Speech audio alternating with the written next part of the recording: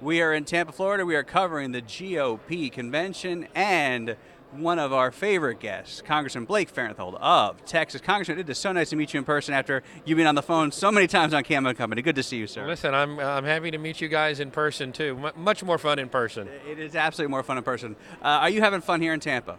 I do, and I do have y'all on speed dial on my phone. Actually, it's in my jacket pocket. It's 100 degrees here. I feel like I'm back home in Texas. Yeah. But you're having a good time here. Romney-Ryan ticket, what does that mean for Texas? What does that mean for your district? And what does that mean for America? Listen, it's a great combination. We've shown that we are serious about policy. We're not just going to be talking the talk. We're going to be walking the walk. Paul Ryan has the one and only plan to turn this country around. You know, the president came out with a budget plan, got exactly 0 votes in either house. And the Ryan plan has passed the House of Representatives, and we look forward to a similar plan passing in the Senate when we get at least 51 votes over there. When I've talked to other members of Congress, and they've talked about the frustration, especially the senators, talk about the frustration with Harry Reid holding so much up.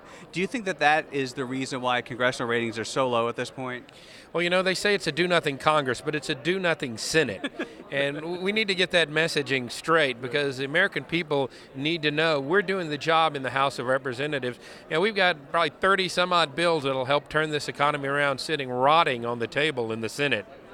It is staggering to think about. Talk to me about your district in particular. You just had some changes to your district. What are the people of your district like, and what are they looking for in their next president? Well, you know, I have a great district now that goes from Corpus Christi to Brownsville, but in redistricting, they took it north, where Corpus Christi, instead of being the northern end, is the southern end. I go up and pick up Victoria, Texas, come up the coast, go into Wharton, and actually come within 20 miles of the Austin Airport. So it's a big district, a nice rural district, lots of farm and ranching interests there, part of the Eagleford Shale. So, you know, we, along with North Dakota, are dragging the country out of this recession, kicking and screaming, as new technology has given us the opportunity to have affordable energy produced in this country. Over 100 years of natural gas that they're saying. We're looking at exporting it now so we can turn our balance of trade back around, get some of that money that we've been spending on foreign oil back into this country. And it's an exciting time to be a Texan. What does the government need to do to get out of your way, though, so you can get all this energy out of get all the resources you have there in Texas?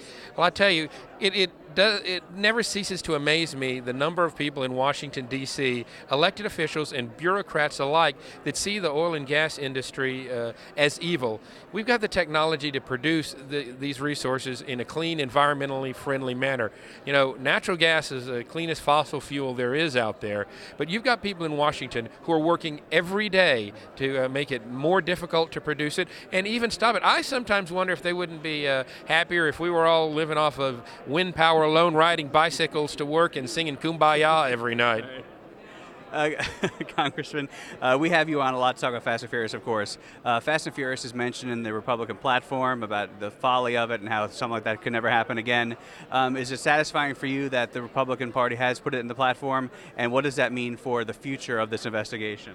Well, you know, we're about common sense and doing things because they're the right thing to do, because they're smart, not because they look politically good or politically bad.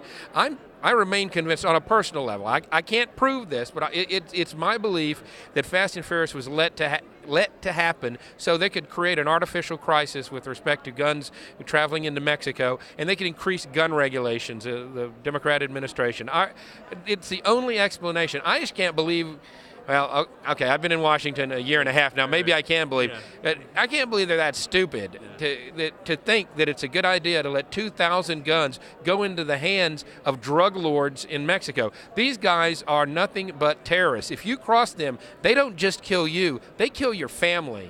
And violently, too. We talk about beheadings and some of the most violent killings you can imagine. It's unbelievable, and we're living in fear in Texas that more and more of this violence is going to start spilling across the border. And you're seeing it not just in relation to drugs, but you've got a culture of violence that's developing where I think you're going to see more human trafficking, you're going to see more kidnapping, and a lot more violence. And that's a shame. You know, with the change in administrations in Mexico, we're looking forward to some progress, but I just don't know what's going to happen because I think we've created a generation there that has known nothing but violence, and it's going to be a tough battle for the Mexican government to reclaim Mexico, and we're going to have to be ever vigilant here, standing by to help them however they ask, and making sure that that violence doesn't spill over into the border states and even further into the United States. We talk about Romney Ryan. You're here to support them, here to for the convention. But you're up for election. When you talk about the down-ticket races and you talk about the 51 votes in the Senate, it's not just Romney Ryan. There's a lot of work to be done all around the country for a lot of races. What do our listeners, our viewers, need to be doing to help in all these efforts? Well, I was listening to Governor Rick Perry spoke to the Texas delegation this morning, and he had a great comment. Texas is a solid red state. We haven't elected a Democrat to statewide office in, I think, close to 2 decades. So he was urging the Texas delegation, adopt a senator. Pick a senator in a state that has a competitive race and get out there and help. That's going to be absolutely critical. You're going to have to mobilize your friends to get out to vote. And it's critical we keep the House. I think the chances of us losing the House are slim, but we need to at least keep the number we have or grow that number to send the word out and make sure we have the mandate from the people that we are doing the right thing. If we lose seats, the Democrats are going to spin that as saying it's a repudiation of what House Republicans are doing. We've got to maintain our numbers and grow those numbers. Wait, they'll say it's a repudiation of 2010 and the Tea Party revolution. Do you see in 2012 some of the same numbers and some of the same results? You look. Do you know anybody who said, doggone it, I didn't vote for Obama and I should have? I've not met one person that said that. But I've met an awful lot of people that said, I voted for Obama and it was a mistake. So I think we're going to see a Republican resurgence because the American people want answers. They don't want more rhetoric out of Washington, D.C. They want real solutions, real answers, and not budget tricks and gimmicks.